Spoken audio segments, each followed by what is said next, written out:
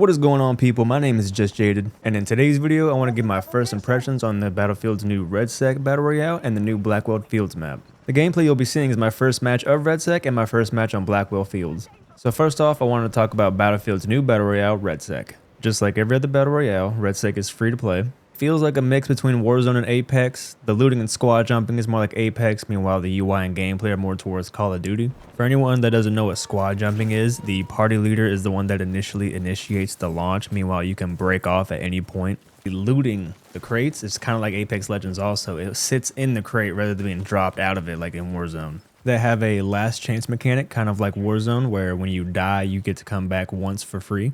And they also have redeploy beacons, but instead of having to hold a button, you hold the zone, and once you capture the zone, the person you're trying to revive gets revived. REDSEC's main gameplay loop is the same as any other Battle Royales, except it does have missions similar to Warzone, which in this gameplay you'll see that we had a mission to unlock a weapons cache.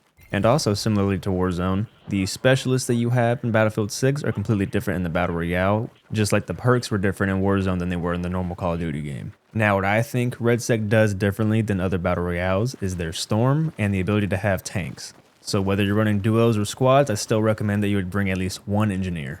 The Storm is a giant wall of fire that slowly creeps in throughout the whole entire match. There is no time limit on when it stops or starts, and it also kills you immediately as it touches you.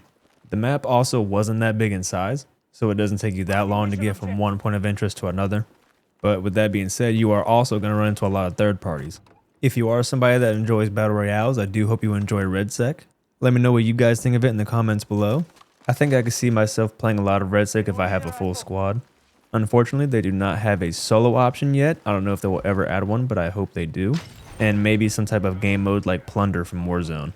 If they don't add either of those modes, I don't see myself playing the Battle Royale solo, unless I start doing some spectating videos. Overall, I enjoyed my first game. The visuals were great, the map looked pretty good, the gameplay was solid.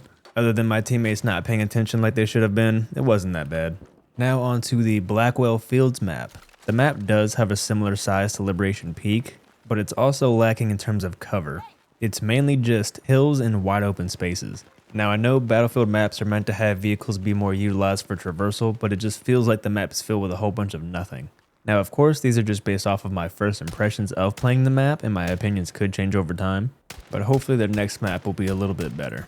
Now don't get me wrong, the map wasn't that bad. It's definitely better than Empire State or Manhattan Bridge, but even Sobek City and Liberation Peak have better coverage. They could always update the map to have more coverage just like they did with 2042 and some of their maps, but I don't see that happening anytime soon. Moving on from the Battle Royale and the new map, I do want to voice some of my concerns.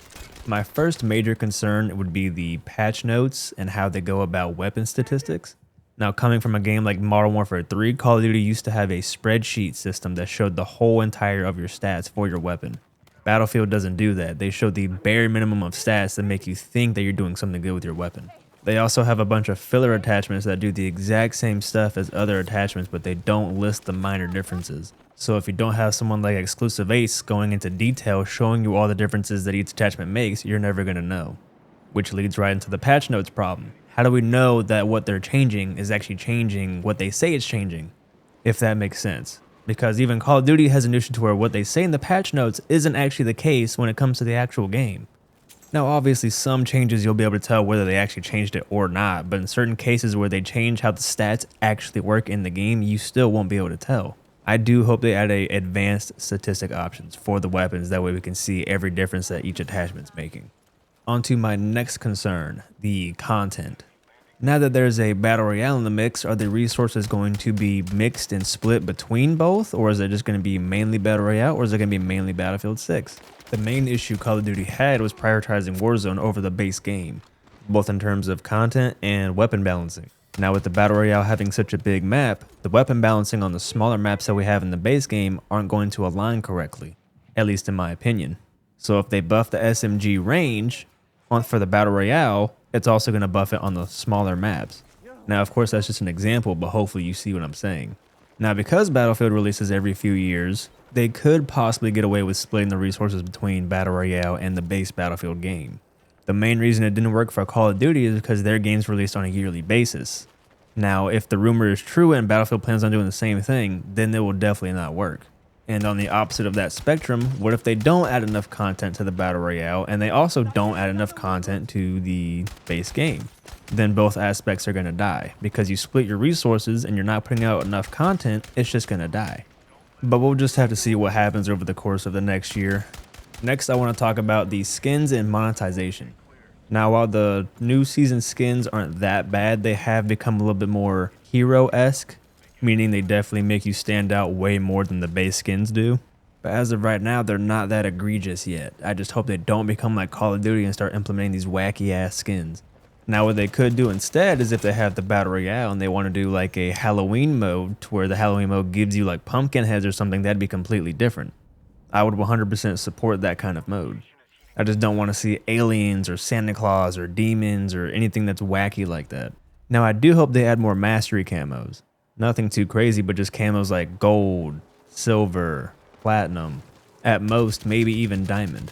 Now, also coming from a Call of Duty player, which I know most Battlefield fans wouldn't like, is I don't mind animated camos. The animated camos we had on Modern Warfare 3 and Black Ops 6 were actually pretty good. Now, the ones that are coming to Black Ops 7 on the other hand look pretty fucking shit. Even if Battlefield players don't want it in the base game of Battlefield 6, they could still add it to the Battle Royale. But either way, I hope they do add more of a base game grind to the weapons other than just unlocking attachments. I also hope they add a blueprint system to where you can actually save different versions of your gun for different instances. That way you can have a long range version of a gun for the bigger maps and a short range version of the gun for the smaller maps. Now, of course, some people are still going to build it one way, which is the meta way to build a certain weapon. But I think having the ability to have the variety of blueprints would be great. Either way, they're still going to try to sell us blueprints in the store, so might as well make us be able to have our own custom ones. Lastly, I want to talk about my concerns with Portal. Now, as you all know, they nerfed the XP for all the Portal modes. Now, I don't know if that applies to all modes or just the ones that have mostly bots. But if it's for the former, I hope they reconsider how they do the XP then. I'm not saying you should give everybody full XP for playing in custom games, but you should allow some progression. Otherwise, why would people play Portal over the base game? They won't be able to earn masteries, they won't be able to progress the battle pass. Yeah, like cool, the game modes are going to be cool, but what's the point if I can't progress anything? So y'all definitely need to fix the XP or unlock literally everything for Portal mode. Meaning every weapon, every attachment, every camo, every specialist skin. Otherwise, it's going to be more of a dead mode than it was in 2042. And I'm pretty sure nobody wants that. The amount of maps and modes and just the creative liberties that you have in Portal are better than any Halo Forge map creator there is. So why would you mess that up by killing any form of progression? Now, that's just my honest opinion. You could think differently, and I'd love to know your thoughts down in the comments below. Also, I would like to apologize if my audio seems everywhere throughout this video. I'm still getting used to my new microphone. I moved on from a Rode Pod mic to a Shure SM7B, so it's going to be a little bit of a transition period. Also, I would just like to quickly thank the people that watched and engaged with my last upload. I appreciate you all, and I do hope you were enjoying the content. I don't plan to mainly focus on Battlefield, but if there are other games that you guys would like me to play, just mention them down in the comments and I'll try to get to them. I want this channel to have a variety of gaming content, including funny videos, commentary videos, and then some important topics sometimes. And sometime this week, I do plan on streaming. I plan to stream to YouTube, YouTube Shorts, Kick, and Twitch. I will have a link to all my socials and streaming platforms in the description below. But with that being said, I hope you guys are enjoying the new season of Battlefield 6 along with the Battle Royale REDSEC. So far, I have been enjoying it, and I only hope that it continues to get better. Because if not, it's going to be a long year for Battlefield. Nevertheless, if you guys enjoyed the content, be sure to like, subscribe, and hit the bell notification. Let me know your thoughts and concerns on Season 1 and Battlefield in general down in the comments below. And until my next video, I hope you all have a beautiful day. I'm out. Peace.